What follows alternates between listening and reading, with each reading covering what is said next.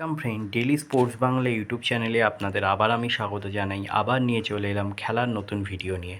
মন্দার এবং অজয়কে এবার বিদায় জানালো ইস্টবেঙ্গল। কোথায় যাচ্ছেন তারা?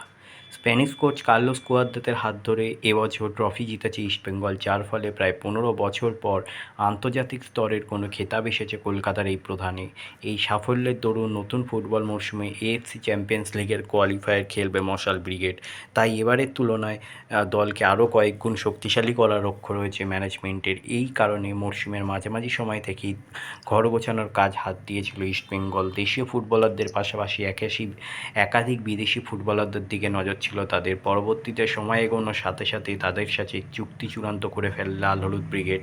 পাশাপাশি নিজেদের দলের একাধিক ফুটবলারদের রিলিজ করার কথাও উঠে আসে প্রবলভাবে, যাদের মধ্যে শুরু থেকেই আলোচিত হতে থাকে ভিক্টর ভ্যাসকুয়েজ থেকে শুরু করে ফেলিসিও ব্রাউনের নাম। আজ বিকেলেই নিজেদের সোশ্যাল সাইট থেকে এই দুই ফুটবলারের বিদায়ের কথা ঘোষণা করেছে ইমামি ইস্টবেঙ্গল। কিন্তু সেখানেই শেষ নয়, দলের আরেক বিদেশি ফুটবলার তথা দাপুটে ডিফেন্ডার আলেকজান্ডার প্যান্টিচকে রিলিজ করে দিয়েছে মশাল ব্রিগেড। তাদের পরিবর্তে এবার আরও শক্তিশালী দল গড়ে আন্তর্জাতিক টুর্নামেন্টে সাফল্য অর্জন করাই একমাত্র লক্ষ্য তাদের। পাশাপাশি ভারতীয় ফুটবলারদের মধ্যে এবার দুইজন ফুটবলারকে রিলিজ করেছে ক্লাব, যাদের মধ্যে রয়েছেন ডিফেন্ডার মন্দার রাও দেসাই এবং অজয় ছেত্রী। এই সিজনের শুরুতে মুম্বাই সিটি এফসি থেকে দাপুটে সেন্টার ব্যাককে দলে টেনেছিল মশাল ব্রিগেড।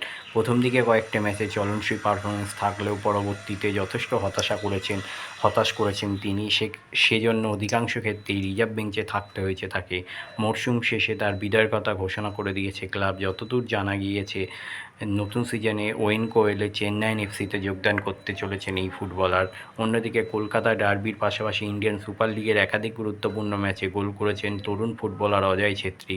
কিন্তু সময় এগোনোর সাথে সাথে নিজেকে ধরে রাখতে সক্ষম হননি এই মিডফিল্ডার। তাই নয়া ফুটবল সিজনে আর তাকে দলে রাখেনি ইস্টবেঙ্গল। তাহলে এই হলো আজকে আমার ভিডিও। তাহলে আবার বলছি, আমার চ্যানেলটা যদি আপনাদের ভালো লেগে থাকে অবশ্যই চ্যানেলটাকে সাবস্ক্রাইব করুন, পাশে রাখা বেল আইকনটিকে ক্লিক করে দিন, যাতে সবার প্রথমে আপনারা আমার ভিডিও দেখতে পান। ধন্যবাদ।